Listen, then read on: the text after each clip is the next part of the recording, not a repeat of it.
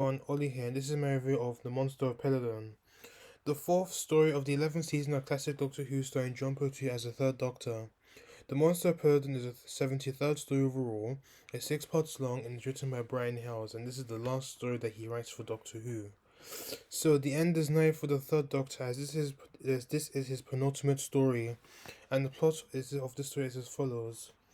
When the TARDIS lands 50 years after its visit to Peladon, the Doctor and Sarah discover a troubled planet ruled by the late King's daughter.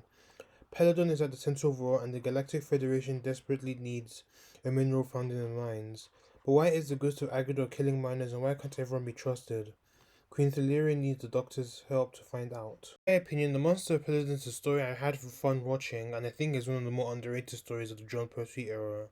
This story does get a lot of hate, and it is considered to be one of the worst, but I think it's a perfectly fun story that is actually not very bad to get through, and definitely better than the previous two stories. And I think this story is slightly better than the Curse of Peladon.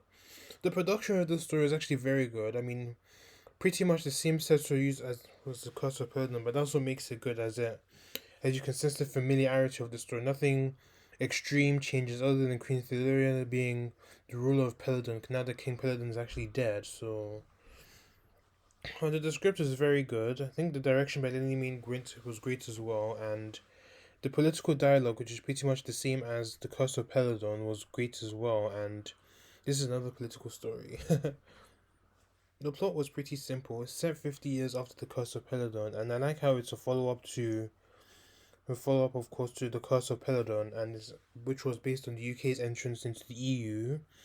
And this story actually explores some of the issues that Peladon faced actually after joining the Galactic Federation and dealing with a terrorist group called Galaxy 5, not to be confused with Galaxy 4, and this story was actually based on the 1973 miners' strike. So we have more real life elements creeping in the writing of Doctor Who, and I really like that. The pro Labour Party elements this story has, such as working with the miners and how the miners actually played a part in the story, and having feminist ideas such as Queen Thaleria being the ruler of Peladon, and having the Doctor encourage Sarah Jane to talk about women's liberation to Queen Thaleria as well. So this story, I would say, does have more political elements than Curse of Peladon actually did.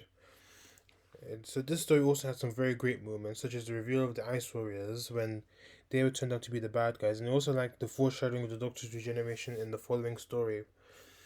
And I really liked how chaotic the story was, such as Agador apparitions, crazy cliffhangers, dastardly ice warriors. It's great. This story managed to hold me throughout, and I found the pacing to be very good. It didn't really bore me at any point during the story. So now on to the acting, which I thought was very good. John Pertwee was great in the story, and seeing that his time on Doctor Who is coming to a close, he really gives it his one, and I really like that. I liked how his relationship with Sarah Jane and is shown in the story, and that you can tell they're really fond of each other. I did like the part when the Doctor was near death, and then after his fight with Etis, and when the sonic lance exploded, and it almost killed the Doctor, but it killed Etis, and I think the Doctor was actually wounded. Sarah Jane found him, and I think she thought that he died, and then the Doctor was like tears. And he pretty much says the same thing to the end of the next story when the Doctor is actually about to die and regenerate, and it was a very nice foreshadowing, and there's another bit of foreshadowing as well that I'll come to that a bit later. I also like the part when the Doctor was able to hypnotize Agador once again when he and Sarah Jane were thrown into the pit.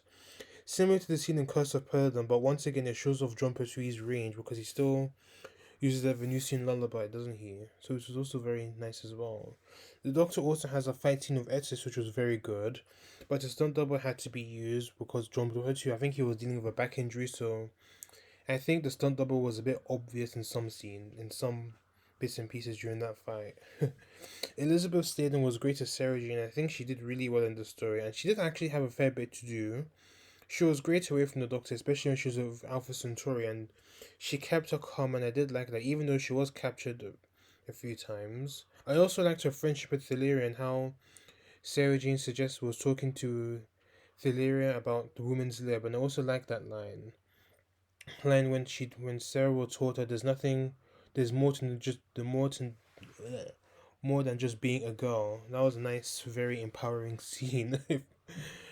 I also liked another foreshadowing of the Doctor's regeneration when Sarah was telling I think it was Thaleria and the others, how the Doctor used to say when there's left, but she never really gets to finish the sentence because I think Ultron actually walked in after that scene.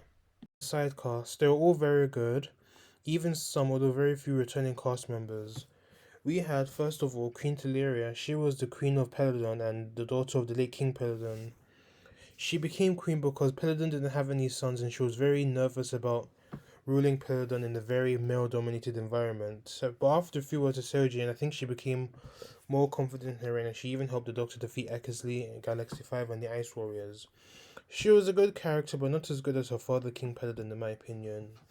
Alpha Centauri, the only returning character from the Curse of, well, one of the few returning characters from the Curse of Peladon, and Alpha Centauri helped defeat the Doctor and Eckersley. So helped the Doctor to defeat Eckersley afterwards. Alpha Centauri didn't really do much, but I still liked the character. Even though I did find Centauri a bit annoying at times because I think it was yelling a few times, even more so than the Curse of Peladon. But it's still nice to see Alpha Centauri. We also had Gebak. He was a miner that wanted to negotiate with Valerian as opposed to an armed rebellion that Etis was planning.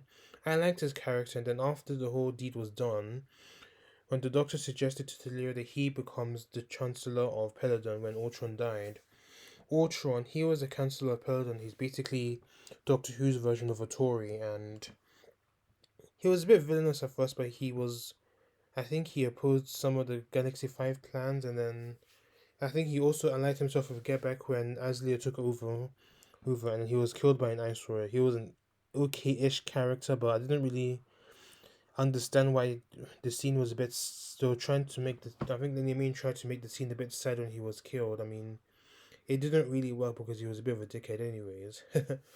We also had Agador. I believe this is the same Agador from the Curse of Peladon, and he was initially villainous because he forgot about the Doctor, but then the Doctor uses that Venusian lullaby to help calm him down after when they were thrown into the pit. Agador dies when he's shot by Eckersley, and in return, Agador actually kills Eckersley when Theodoria was in captivity by Eckersley. He also had Vega Nexus. He and Eckersley were the mining engineers of Peladon, and he thought that the Peladons were a mere superstitious primitives because of the fear of Agador. He was later killed by Eckersley's heat ray, but which was assumed to have been Agador's ghost. And we also had Rima. He was a miner that was pretty much in the middle of Gebek and Etis's dispute. He was on the side of Etis, but he realized that Etis's ideas were too extreme and was later stabbed to death by Etis. So those are most of the important side characters of the Monster of Peladon, and I think, as I mentioned before, they were very good and they were quite interesting as well, so I really liked them. Of the story, more than usual, but they were still fairly good. I think they're all in different factions, so to speak. First off, we had Eckersley. He was a mining engineer that worked with Vig and Exos, was in Peladon, and he was actually secretly working for a terrorist organization called Galaxy 5, and they needed minerals from Peladon for their own technology. He actually wanted to rule Earth after defeating the Galactic Federation, and I really liked his character because he was a very dangerous villain, and the twist of him being an actual villain, despite the fact that he was pretending to be the Doctor's ally for the first few parts of the story, was really good. He died when Agador pretty much mauled him to death, and in return, he killed Agador as well. The second villain was Etis. He was another miner. He opposed the Galactic Federation and wanted to raid the Citadel room of Peladon. And with a son, he wanted to destroy the Citadel with a sonic lance as well. He was a villain on the minor side. He was a very interesting villain to say the least. He died when the self-lance self-destructed after pretty much taking down the Doctor in the fight. And the other villains were the Ice Warriors and the Ice Lord Azixia.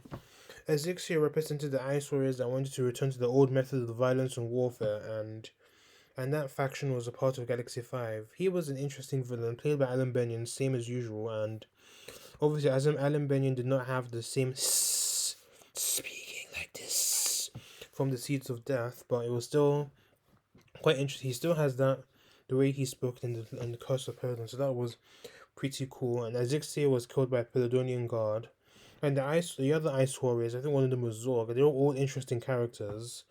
As in, it sucks they don't the good guys anymore, but But at the same time, these ice warriors are very brutal, and I really like that. And unfortunately, this is the last time we see the ice warriors in Classic Who, but they do return in for the 11th Doctor story, Cold War, which aired, I think, 39 years late.